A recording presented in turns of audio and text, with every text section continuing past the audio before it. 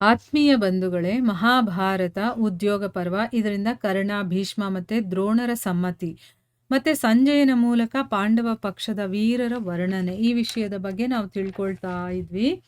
ಹೋದ ಭಾಗದಲ್ಲಿ ನಾವು ಕರ್ಣ ಪ್ರಶ್ನೆ ಮಾಡ್ತಾನೆ ಪಿತಾಮಹರಿಗೆ, ನೀವು ಯಾಕೆ ನನ್ನನ್ನು ಬೈತಾ ಇದ್ದೀರಾ?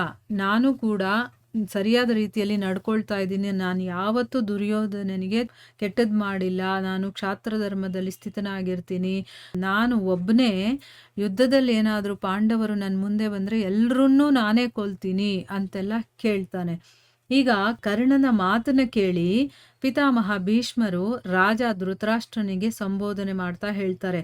ಕರ್ಣ ಸದಾ ಈ ರೀತಿನೇ ಹೇಳ್ತಾ ಇರ್ತಾನೆ, ಏನೋ ನಾನು ಪಾಂಡವರನ್ನ ಕೊಂದು ಬಿಡ್ತೀನಿ ಅಂತ. ಆದ್ರಿಂದ ಇವನು ಪಾಂಡವರ 16ನೇ ಅಂಶಕ್ಕೂ ಸರಿ ಹೋಗೋದಿಲ್ಲ. ಅಂದ್ರೆ ಪಾಂಡವರ ಶಕ್ತಿ ಅಥವಾ ಅವರ ಸರಿಸಮಾನ ಆಗೋದಕ್ಕೆ ಇವನು ಸಾಧ್ಯ ಇಲ್ಲ. 16ನೇ ಒಂದು ಭಾಗನೂ ಇಲ್ಲ. ನಿನ್ನ ದುಷ್ಟಪುತ್ರರಿಗೆ ಸಿಗುವಂತ ಅನಿಷ್ಟ ಫಲಗಳಿದೆಯಲ್ಲ, ಅದೆಲ್ಲವೂ ಕೂಡ ದುಷ್ಟ ಬುದ್ಧಿ ಇರುವಂತ ಈ ಸೂತಪುತ್ರನೇ ಮಾಡಿರೋದು. ನಿನ್ನ ಮಗನಾದ ಮಂದಮತಿ ದುರ್ಯೋಧನ ಕೂಡ ಇವನ ಬಲವನ್ನೇ ಪಡೆದು ಅದನ್ನೆಲ್ಲ ತಿರಸ್ಕಾರ ಮಾಡ್ತಾ ಇದ್ದಾನೆ. ಅಂದ್ರೆ ನಾವೇನ್ ಹೇಳ್ತೀವೋ ಅದನ್ನ ಕೇಳೋದಿಲ್ಲ, ಇವನೇನು ಹೇಳ್ತಾನೋ ಅದನ್ನ ಕೇಳ್ತಾನೆ. ಪಾಂಡವರನ್ನು ಸೇರಿಸ್ಕೊಂಡು ಇನ್ನೂ ಬೇಕಾದಷ್ಟು ಕೆಟ್ಟ ಕೆಲಸಗಳನ್ನ ಮಾಡಿದಾರ. ಅದೇ ರೀತಿ ಸೂತ ಪುತ್ರನು ಕೂಡ ಯಾವ ಪರಾಕ್ರಮವನ್ನ ಮಾಡಿದಾನೆ ಅಂದ್ರೆ, ಈಗ ಕೊಚ್ಕೊಳ್ತಾ ಇದ್ದಾನಲ್ಲ ಅವನು, ನಾನು ಎಲ್ರೂ ಕೊಂದ್ಬಿಡ್ತೀನಿ ಪಾಂಡವರನ್ನ ಅಂತನ್ಬಿಟ್ಟು ಏನ್ ಮಾಡಿದಾನ ಅವನು? ಈಗ ವಿರಾಟ ನಗರದಲ್ಲಿ ಅರ್ಜುನ ಇವನ ಮುಂದೆನೆ ಇವನ ಪ್ರೀತಿಯ ತಮ್ಮನನ್ನ ಕೂಡ ಕೊಂದ್ಬಿಟ್ಟಿದ್ದ. ಹಾಗಾದ್ರೆ ಇವನು ಅವನನ್ನ ಏನ್ ಮಾಡ್ಬಿಟ್ಟಿದ್ದಾನೆ? ಅವನೇನಾದ್ರೂ ಅರ್ಜುನನನ್ನ ಕೊಲ್ಲಕ್ಕಾಯ್ತಾ? ಇಲ್ಲ ತಾನೆ.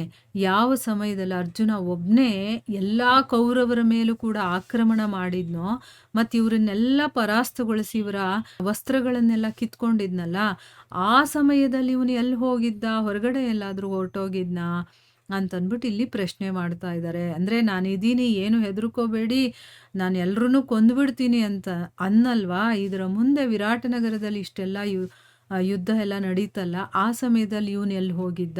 ಮತ್ತೆ ಘೋಷಯಾತ್ರೆ ಸಮಯದಲ್ಲಿ ಯಾವಾಗ ಗಂಧರ್ವರು ನಿನ್ನ ಮಗನನ್ನ ಬಂದಿ ಮಾಡಿ ಕರ್ಕೊಂಡು ಹೋಗಿದ್ರಲ್ಲ, ಆ ಸಮಯದಲ್ಲಿ ಇವನು ಎಲ್ಲಿ ಹೋಗಿದ್ದ?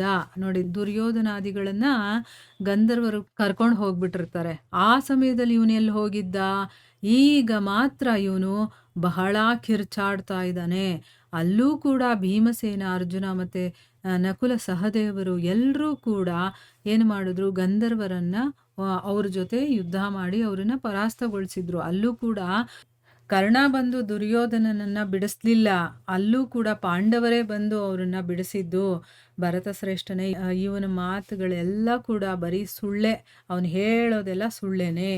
ಇವನು ಧರ್ಮ ಮತ್ತೆ ಅರ್ಥ ಎರಡನ್ನೂ ಕೂಡ ಹಾಳು ಮಾಡುವಂಥವನು ಅಂತ ಅಂದ್ಬಿಟ್ಟು ಹೇಳ್ತಾರೆ. ಅಂದ್ರೆ ಇವನು ಧರ್ಮದಿಂದ ನಡ್ಕೊಳ್ಳೋದು ಹೇಳ್ಕೊಡಲ್ಲ, ಮತ್ತೆ ಅರ್ಥ ಅಂತಂದ್ರೆ ಈಗಿರುವಂತ ನಮ್ಮ ಆಸ್ತಿ ಏನಿದೆಯೋ ಅದನ್ನು ಕೂಡ ಅವನು, ಅಂದ್ರೆ ರಾಜ್ಯ ಏನಿದೆಯೋ ಅದನ್ನು ಕೂಡ ನಮ್ಮ ಹತ್ರ ಇರೋದಕ್ಕೆ ಬಿಡಲ್ಲ. ಅಂದ್ರೆ ಇವನು ಹೇಳ್ಕೊಡೋ ರೀತಿ ಏನಾದರೂ ನಾವು ನಡ್ಕೊಂಡಿದ್ದೆ ಆದ್ರೆ ಎಲ್ಲವನ್ನ ಕಳ್ಕೋಬೇಕಾಗತ್ತೆ, ಹಾಳು ಮಾಡ್ತಾನೆ ಇವನು ಅಂತ ಅಂದ್ಬಿಟ್ಟು ಹೇಳ್ತಾ ಇದ್ದಾನೆ. ಯಾಕಂದ್ರೆ ಮಾತೆತ್ತಿದ್ರೆ ಸಾಕು, ನಾನು ಪಾಂಡವರನ್ನ ಕೊಂದುಬಿಡ್ತೀನಿ ಅನ್ನಲ್ಲ, ಇದ್ರ ಹಿಂದೆ ಬೇಕಾದಷ್ಟು ಘಟನೆಗಳು ನಡೆದಿದೆ. ಅಂಥ ಸಮಯದಲ್ಲಿ ಇವನೇನು ಮಾಡ್ಲಿಲ್ವಲ್ಲ ಅಂತ ಅಂದ್ಬಿಟ್ಟು ಇಲ್ಲಿ ಹೇಳ್ತಾ ಇದ್ದಾರೆ.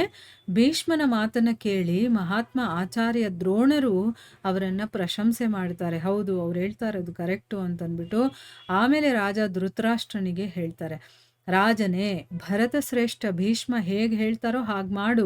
ಯಾವ ಜನ ಅರ್ಥ ಮತ್ತೆ ಕಾಮಕ್ಕೆ ಗುಲಾಮರಾಗ್ತಾರೋ ಅವರ ಮಾತನ್ನ ಯಾವತ್ತೂ ಒಪ್ಕೊಳ್ಬಾರ್ದು. ನಾನಂತೂ ಯುದ್ಧಕ್ಕೆ ಮೊದಲೇ ಪಾಂಡವರ ಜೊತೆ ಸಂಧಿ ಮಾಡ್ಕೊಳ್ಳೋದೇ ಒಳ್ಳೆಯದು ಅಂತ ತಿಳ್ಕೊಳ್ತೀನಿ. ಅರ್ಜುನ ಯಾವ ಮಾತನ್ನ ಹೇಳಿದಾನೋ ಮತ್ತೆ ಸಂಜಯ ಅವನ ಯಾವ ಸಂದೇಶವನ್ನ ನಿಮಗೆ ತಿಳಿಸಿದಾನೋ ನಾನು ಅದನ್ನೆಲ್ಲ ತಿಳ್ಕೊಂಡಿದ್ದೀನಿ. ಅರ್ಜುನ ಖಂಡಿತವಾಗೂ ಕೂಡ ಹಾಗೆ ಮಾಡೇ ಮಾಡ್ತಾನೆ. ಅವನು ಹೇಳಿ ಸುಮ್ಮನೆ ಆಗೋದಿಲ್ಲ, ಆ ರೀತಿ ಮಾಡೇ ತೋರಿಸ್ತಾನೆ. ಅವನ ಸಮಾನ 3 ಲೋಕಗಳಲ್ಲಿ ಯಾವುದೇ ಧನುರ್ಧಾರಿಗಳಿಲ್ಲ, ಅಷ್ಟು ಪರಾಕ್ರಮಿ ಅವನು. ಅದಕ್ಕೋಸ್ಕರ ಈಗ ಭೀಷ್ಮರು ಹೇಳಿದಾಗ ನೀನು ಕೇಳು ಅಂತ ಹೇಳ್ತಾರೆ. ರಾಜ ಧೃತರಾಷ್ಟ್ರ ಭೀಷ್ಮ ಮತ್ತೆ ದ್ರೋಣರ ಮಾತುಗಳ ಬಗ್ಗೆ ಯಾವುದೇ ಗಮನನೂ ಕೊಡ್ಲಿಲ್ಲ.